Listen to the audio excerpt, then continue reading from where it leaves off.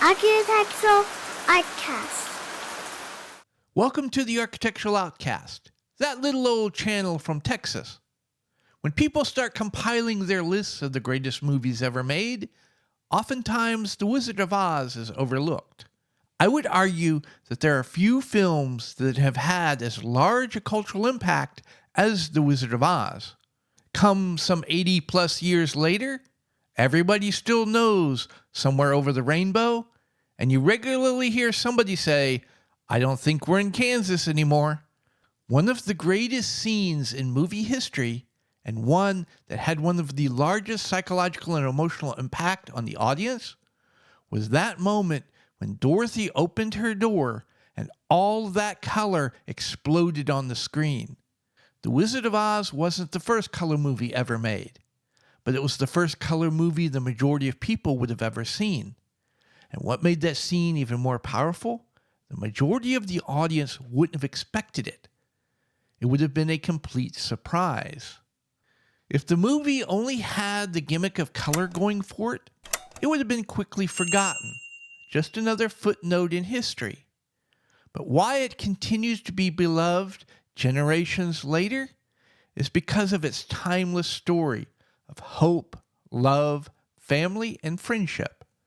The story revolves around Dorothy Gale, a 12-year-old girl who's being raised by her aunt and uncle on a little farm in Kansas. She's at that age where she's beginning to become curious about the wide world beyond her farm. She's also feeling put upon because she feels like no one pays attention to her, no one understands her.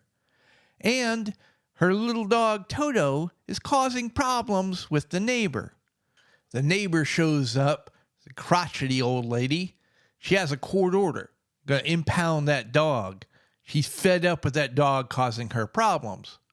She leaves with the dog, but Toto escapes, comes back. Dorothy decides she's had enough. She packs her bags, she's gonna run away from home. Fortunately, the first person she encounters on her journey is a man running a medicine show. He tricks her into returning, convincing her that her Aunt May is sick, needs Dorothy's help. But before Dorothy could get back, a tornado comes through town. Dorothy manages to get into her house, but the tornado lifts the house into the air. Dorothy bumps her head. When she wakes up, she's in the center of the tornado. Looking out the window, Dorothy sees that crotchety old neighbor turn into a witch and fly off on her broom. The house spins around and then suddenly comes to a stop. When Dorothy opens the front door to her house, she enters that wonderfully colorful world of Oz. The first person she meets, the good witch Glinda, who wants to know if Dorothy is a good witch or a bad witch, because it appears that Dorothy has dropped her house on the evil witch of the East. The Wicked Witch of the East ruled over the land of Munchkins. Apparently, her rule was none too nice, because now the Munchkins view Dorothy as their savior. Happiness, celebrations, parades, ding dong, the Wicked Witch is dead. Good times, they never last, because suddenly the Wicked Witch of the West appears. She wants to know who dropped their house on her sister. She's none too happy with Dorothy and Toto, but before she could do anything about it, Glinda distracts her. "What about your sister's magic ruby slippers?" The ruby slippers appear on Dorothy's feet. The Wicked Witch of the West vows she's going to get those ruby slippers one way or another. After threatening Dorothy and their dog too, she leaves. Glinda tells Dorothy if she wants to get back home, she's going to need help from the wizard who lives far off in the Emerald City. How you get there? You follow the yellow brick road. Along her journey, Dorothy makes 3 new friends. A scarecrow who wants to meet the wizard so he can get some brains, a tin woodsman who thinks he needs a heart, and a lion who needs to find his courage. After several adventures, the 4 friends finally get to meet the wizard. He's a disembodied voice, a glowing head, smoke, fire, and thunder. He agrees to help the 4 friends grant all their wishes with just one condition. They have to bring him the broom of the Wicked Witch of the West, i.e., kill her. The four friends set off on their task.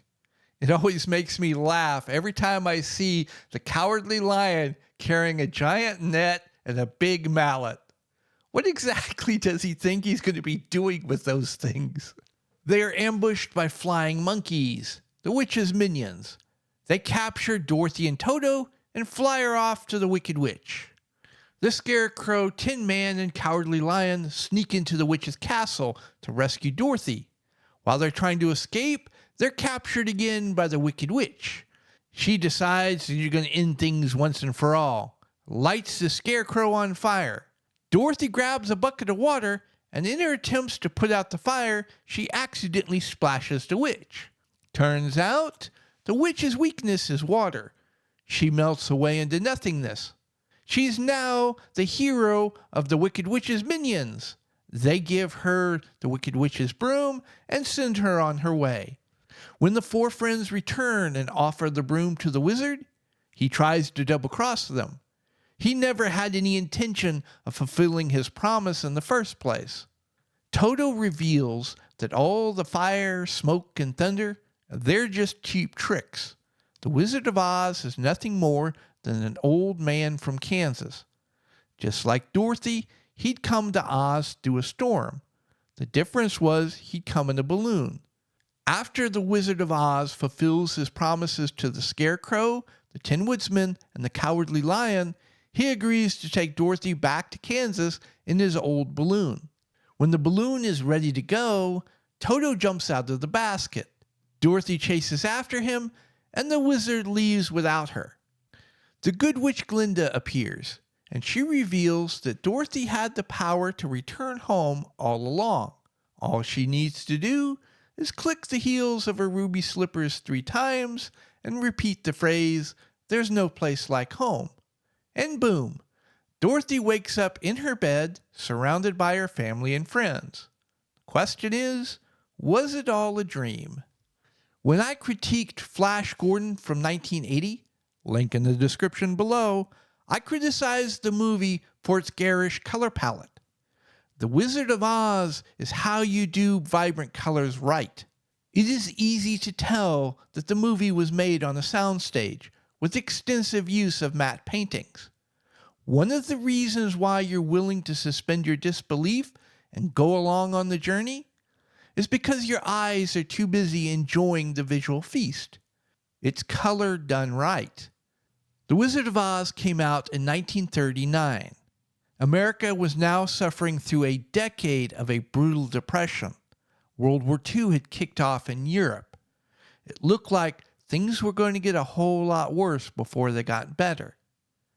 And the movie represented one ray of hope in that bleak time. Back when Hollywood knew how to inspire. One of the more interesting messages of The Wizard of Oz is how the movie depicts government. All the more interesting if you know the context. In 1939, the United States had been dealing with the New Deal, FDR's programs to try to help and alleviate people suffering through the Depression. Now, a lot of this depends on your perspective, how you interpret things, but there's a lot of research out there that indicates that actually the New Deal exacerbated and made the Depression worse, actually made it harder on people. The movie is saying, don't trust the government. Even when they offer to help, more often than not, it's a lie. They're double-crossing you. Dorothy and her friends, they weren't helped by the government. They solved their problems on their own. The Scarecrow, he was already smart, probably the smartest of the whole group. The Tin Man, he was already capable of compassion and love. The Cowardly Lion, he had true courage. Despite being extremely afraid, he always stepped up and did the right thing. And Dorothy, as the Good Witch Glinda said at the end, she always had the power to go home from the beginning. All it took was the right frame of mind. Come to find out, the most important thing is to look within.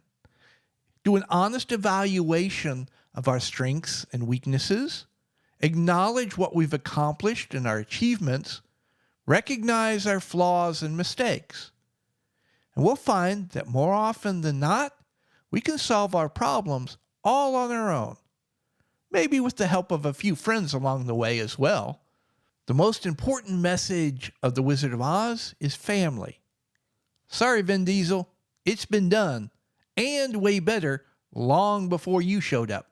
Dorothy Gale gets separated from her family. And what's the first thing she does? Creates a new family. How does she do that? With an open and accepting heart. Dorothy explores Oz with a childlike wonder. Although she has her own problems, she never hesitates to help others. She accepts others as she finds them, never imposes her own preconceived notions on them. And in return, Dorothy's new family give her their acceptance, their friendship, and their loyalty. And it's ultimately these bonds that allow everybody to solve their own problems.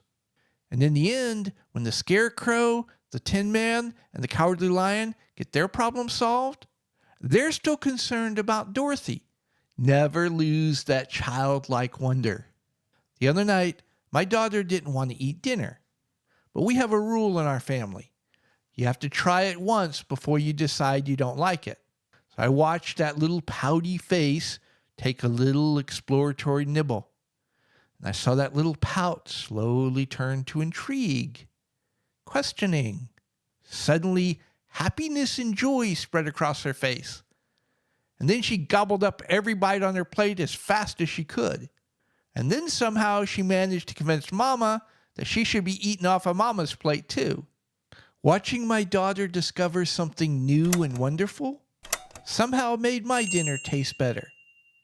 When I was growing up, they used to play The Wizard of Oz every Thanksgiving. It became part of our Thanksgiving tradition. We looked forward to it every year. As soon as my wife and I agree that our daughter is old enough, we're going to make The Wizard of Oz part of our family's Thanksgiving tradition.